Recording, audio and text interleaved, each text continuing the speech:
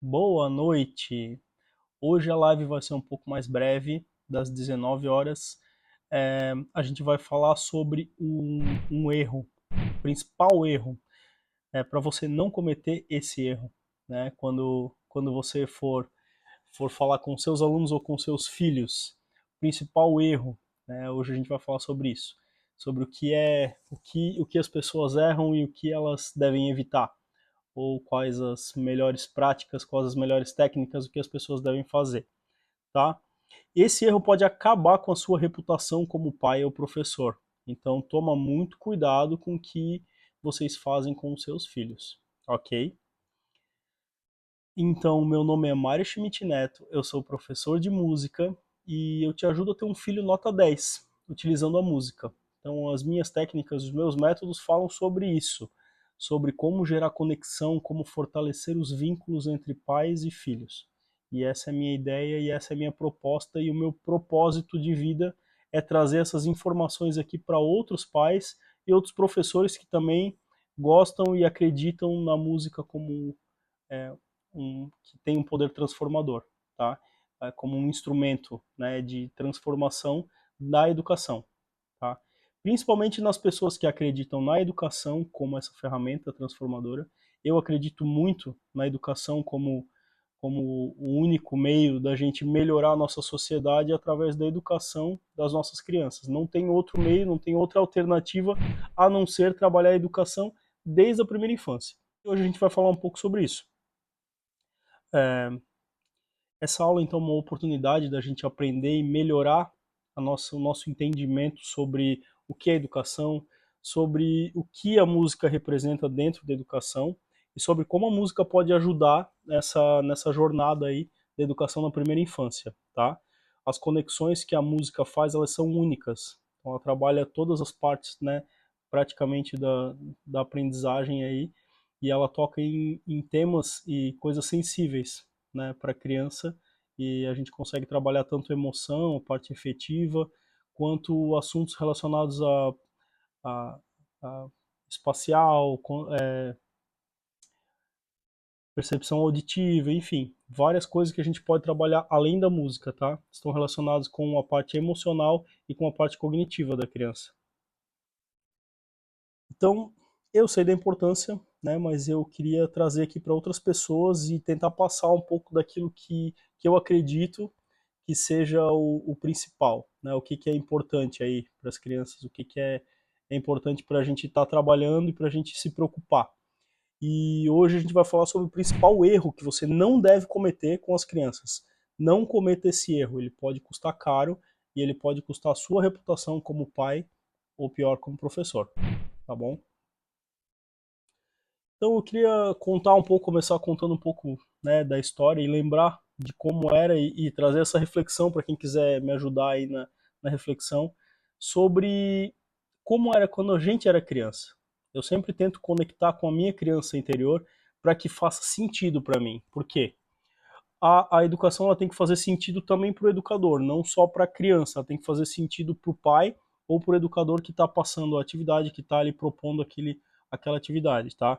Então, existiam dois tipos de professores, principalmente na nossa infância. Não sei se vocês lembram disso, mas na minha infância isso era muito claro. Tinha o professor chato, aquele professor que ninguém suportava, que ninguém gostava, aquele professor que ninguém queria perto, que todo mundo corria ou que tinha medo, né? Aquele professor que todo mundo se arrepiava já quando chegava perto. E quando o professor virava as costas, ele virava motivo de chacota. Ele era aquele professor que ninguém queria saber, que ninguém queria ver e que ninguém queria por perto. E aquele professor que era chato, né? Chato, inconveniente, muitas vezes era muito rígido, só aponta as falhas. Esse professor é aquele professor que ninguém queria ter perto.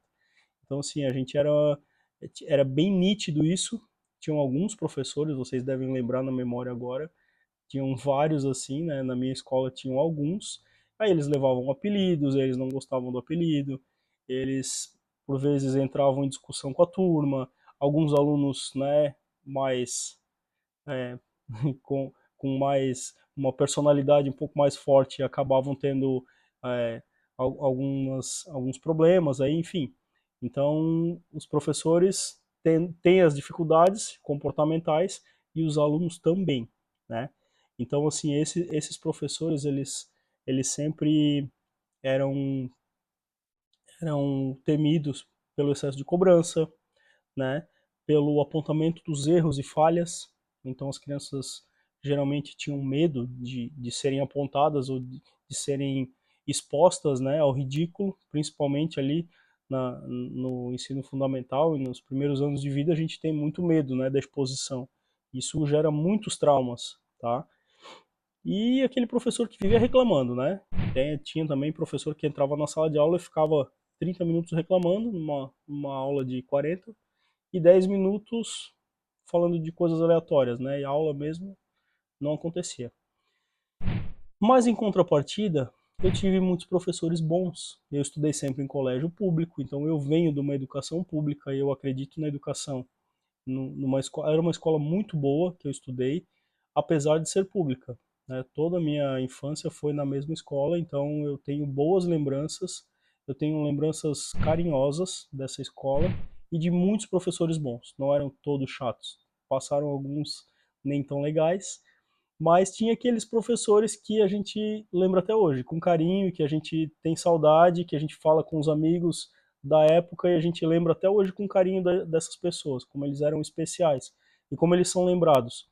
Então eu faço essa reflexão e eu tento voltar atrás. O que que esses professores legais faziam que os professores nem tão legais não faziam? Então, o que que esses professores chatos faziam que deixava eles chatos e o que que os professores legais faziam que deixava eles legais, né? Esses professores que eram mais legais, eles ouviam mais, né? Eles pareciam ter um interesse genuíno pelo que as crianças falavam, eles falavam de assuntos que conectavam com as crianças, né? E de fato é isso, né? Então, quando a gente pensa nisso, né, na educação, a gente pensa em conexão, né? Então, a ideia da educação é construir uma ponte entre o professor e os alunos, né? Então, essa é a ideia. Então, apesar das críticas e das cobranças que só afastam, a gente precisa gerar conexão com esses alunos. Só a partir da conexão emocional que a gente vai conseguir conectar os assuntos, conectar a matéria de fato, né? E fazer com que essa mensagem que o professor precisa passar seja transmitida de forma íntegra, né? De forma completa, tá? Então a gente precisa usar a curiosidade, o carinho, né, com as crianças para a gente ter essa empatia, para a gente gerar essa ponte que permite essa troca, que a criança também se divirta, que o adulto se divirta e que a criança se divirta, que os dois estejam ali conectados naquele momento. Tá? Então essa é a ideia, né, ter essa conexão emocional. E aí eu busquei alguns, alguns autores que falavam sobre isso. Qual que é a ideia? Dessa conexão emocional junto com a educação. O que eles falavam sobre isso? Tem alguns autores que falam sobre isso, e principalmente os que tratam sobre psicologia da educação. Tá? Um dos primeiros que começaram a conectar isso e pensar nessa estrutura foi o Haim Ginott, que é um psicólogo educador israelense. Depois ele foi para os Estados Unidos, onde ele formou a maior parte da obra dele e da vida. Foi nos Estados Unidos, e ele falava sobre essa conexão emocional, principalmente, né? Foi do início do século XX, se eu não me engano, 1922, dali nessa época ali, tá? Na década de 20, tá? Então ele falava que esse vínculo emocional entre professores e alunos era mais do que puramente uma conexão de, de sorte, né? Então, os professores que tinham essa intencionalidade de criar esses vínculos, eles acabavam se tornando não só mentores de educação, mas também mentores de um modelo educacional, né? E um modelo emocional. Porque, de acordo com as emoções e com as trocas que o professor faz e com as respostas emocionais que o professor tem, né, em determinadas situações, é que as crianças vão moldar os comportamentos emocionais dela também. Porque não esqueçam que o professor ele está sendo observado também pelas crianças e naquele momento ali ele está sendo muitas vezes copiado também, né, naquelas emoções, naquelas reações, principalmente nas reações que ele vai ter conforme acontecem os problemas, enfim, as situações dentro da sala de aula, né? Então, essas reações que o professor vão ter, ela molda, é disso que o Haim Gnott falava, que elas moldam o jeito que as crianças vão aprender a se relacionar entre si e o jeito que elas também vão responder emocionalmente aos comportamentos. Assim acontece também em casa, né? Não esqueçamos que os pais têm um papel fundamental na educação também, né? A gente está falando aqui, né, de professor, mas aí eu me coloco agora como pai, né? Como pai eu também tenho uma preocupação forte, uma preocupação principal com a educação das minhas filhas. Então a gente quer que elas tenham um desenvolvimento emocional, né, que dê suporte para que elas possam desenvolver isso da melhor forma. Então a gente traz aqui conhecimento e autores que falam sobre isso, como a gente melhorar essa resposta, como melhorar o desenvolvimento das crianças. E para elas terem um desenvolvimento pleno na educação, um desenvolvimento pleno na educação formal, digamos assim, né, a gente vai precisar que o desenvolvimento emocional aconteça de forma simultânea. Vamos lembrar aqui que é um ser completo, né? Por isso que eu acredito muito, né, na música, porque a música consegue conectar diversas áreas, né, emocional, cognitiva e comportamental, enfim, todas as áreas se conectam numa só. Então as crianças vão ser moldadas pelo meio, tá? Pela, pela, pelas pessoas que estão ao redor dela, pela cultura que ela tem, tá? Então a gente se torna um modelo emocional para essas crianças, tá? O nome do livro do Haim Gnott, eu anotei aqui, Entre Pais e Professores. Eu não encontrei ele para comprar aqui nas livrarias, mas ele tem na internet, tá? Entre Pais e Professores. É um livro muito interessante. Eu não cheguei a ler inteiro, mas eu peguei algumas partes assim para me basear aqui, mas depois eu vou deixar a descrição aqui embaixo, tá? Lembrando que este vídeo aqui vai ficar salvo aqui nos Reels e ele vai ficar salvo também no YouTube, no nosso canal do YouTube. Quem puder, por favor, entrar no nosso YouTube, entra lá e dá uma curtida, segue o nosso canal que está crescendo. Eu vou começar a fazer vídeos semanais lá também.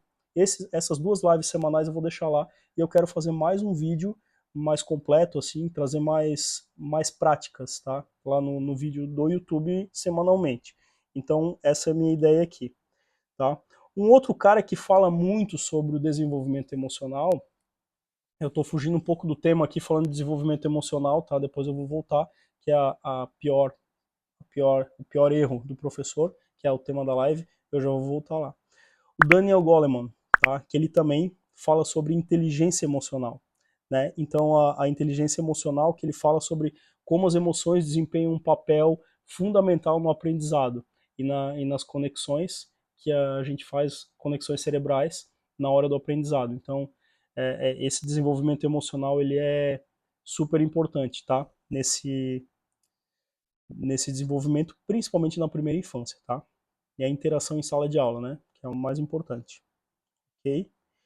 Então, voltando ao assunto, né? A gente falou aqui tanto sobre desenvolvimento emocional e como as crianças moldam seus comportamentos de acordo com o que elas observam com os seus professores, né? Então eu falei sobre o Daniel Goleman e antes eu estava falando sobre o Haim Gnott, que é um autor e psicólogo infantil também, tá? Esses autores falam muito sobre como a emoção está conectada com a aprendizagem, e eu acredito muito nisso. Eu, como professor de música, além das faculdades musicais que a gente desenvolve nas crianças, a gente pode ver um grande desenvolvimento emocional que vem junto. Controle emocional, né, o controle das emoções, um controle do corpo. As crianças acabam ficando mais relaxadas, mais centradas, acabam sendo crianças que conseguem se controlar, elas aprendem a esperar, elas aprendem a dividir, né, nas aulas de música. Então a gente percebe que são muitas coisas que vão beneficiar ela na vida adulta, não só ali entre as crianças, né? Então isso vai moldar a vida dela inteira. Esses comportamentos que as crianças aprendem na primeira infância, elas vão levar para a vida inteira.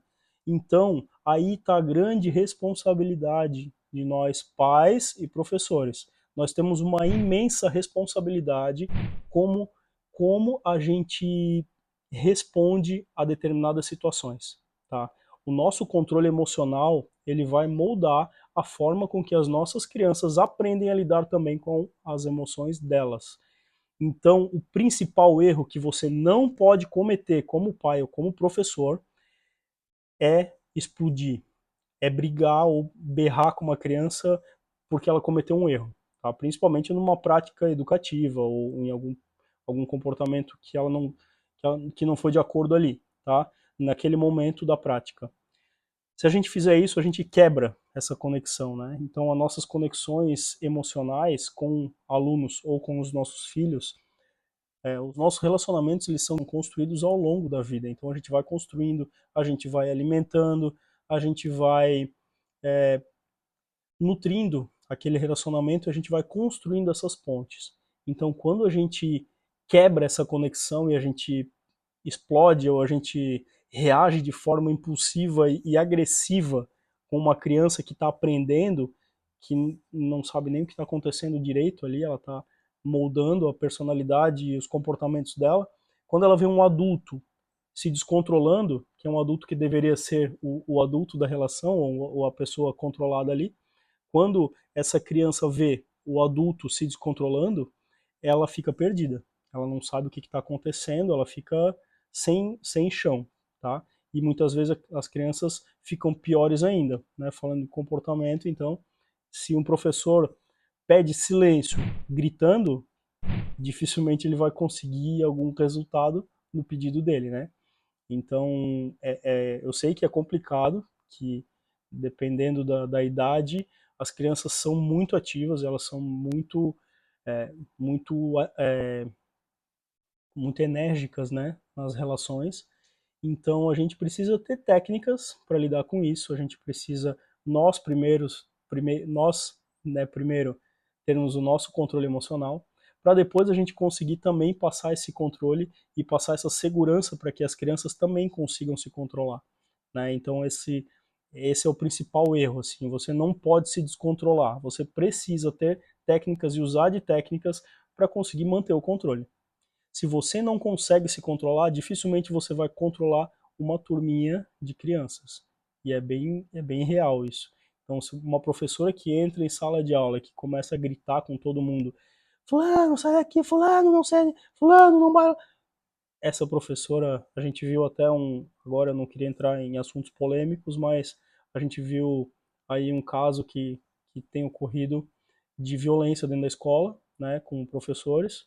Se ocorreu ou não, eles estão investigando, mas algumas cenas que vazaram, né, filmaram algumas coisas de professoras totalmente despreparadas para lidar com crianças, né? Então, assim, a professora precisa estar preparada para esse momento. Assim como as professoras, os pais que lidam no dia a dia, que vão lidar com a birra, que vão lidar com o banho, que vão lidar com acordar cedo ou ir dormir mais tarde, enfim. Quando foge da rotina, a gente sabe que as crianças saem né, do eixo delas. E acaba acontecendo aqueles momentos de descontrole emocional, onde as crianças não conseguem se controlar. E aí entra o controle emocional do adulto, que vai moldar o controle da criança. Se a gente não conseguir fazer isso, a gente não consegue fazer nada. Não adianta eu vir aqui e falar para vocês sobre todas as práticas do mundo se a gente não conseguir fazer o principal, que é atrair a atenção e manter o controle de todo mundo, manter a calma, manter uma atividade prazerosa para todo mundo, principalmente, tá? Então a conclusão que eu quero chegar aqui hoje é que não adianta a gente chegar estressado, chegar com 5 pedras na mão e brigar com todo mundo. Não é essa a ideia. A ideia aqui é que a gente faça uma atividade construtiva, que a gente traga práticas que sejam construtivas e que ambos os lados saiam ganhando. O adulto também aprende muito e ganha muito nas aulas. Não se enganem. Quando a gente trabalha com ensino infantil, é uma riqueza assim de emoções que a gente sai todos os dias muito grato, né? A gente tem histórias, assim como quando temos filhos pequenos, a gente tem história para contar todo dia, né? Os engraçadinhos, cara. Quando a gente trabalha com turmas de crianças é mais prazeroso ainda, porque daí tem muitas histórias, todos os dias tem pérolas, né? Tem muitas pérolas para contar. e é muito prazeroso, isso é muito gostoso. E quando a gente consegue conectar isso, a gente consegue usar isso de forma positiva, aí a gente está, né, chegando no ápice aí. Tá? Mas nem sempre a gente está bem, nem sempre estamos no melhor humor, nem sempre as turmas estão bem, nem sempre os alunos estão bem, né? Problemas acontecem, então a gente tem que saber relevar certas coisas, por isso entra a parte do controle. Então a gente tem que manter o controle, tem que manter a calma, muitas vezes a gente precisa respirar. Tem muitos pais que vêm falar e já vêm com 5 pedras na mão e a gente precisa controlar. Então, em casa, com os nossos filhos, principalmente quem tem mais de um, sabe que uma hora é um, outra hora é outro, e eles querem chamar atenção, e é difícil manter o controle, e às vezes a gente fica estressado, e às vezes a gente chora, e às vezes a gente perde o controle, e é totalmente normal. Mas a gente tem que entender o que está acontecendo e tentar entender a situação e entender quem que é o adulto da relação, e que a criança está aprendendo e está moldando os comportamentos dela. E quando a gente se põe nessa posição de pai, de pai que está sendo observado, que nossos comportamentos estão sendo moldados e a gente está ensinando a criança como ela deve reagir a determinada situação, quando você conscientiza sobre isso, dificilmente você vai ficar muito tempo descontrolado. Então a gente tem que pensar no que a gente está ensinando, em qual exemplo a gente está dando. Nós somos exemplos o tempo inteiro. Tá? Então a criança só vai se conectar realmente com a gente se ela vê um exemplo bom a ser seguido, né? Mas de qualquer forma a gente vai ser um exemplo, seja bom ou seja ruim. Então eu espero que os pais que estão aqui, eu sei que com certeza são as pessoas que querem melhorar e querem ser melhores pais e querem, né, o melhor para os seus filhos e tem essa consciência, né, da sua responsabilidade enquanto pais.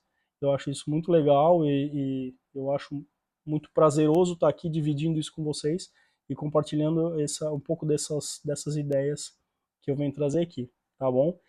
Então, é isso, né? Cuidado, né? A gente sempre é exemplo, a gente sempre está sendo observado. Eu queria agradecer vocês e mais uma vez pedir para quem puder deixar o like aqui e lá no nosso canal do YouTube também dar uma força lá pra gente, comentar e ligar o sininho para ativar as notificações. Isso ajuda muito a gente, ajuda a continuar e ajuda a levar para mais pessoas que também podem se beneficiar dessas informações, tá bom? Obrigado, boa noite para vocês, fiquem com Deus e um sonoro abraço.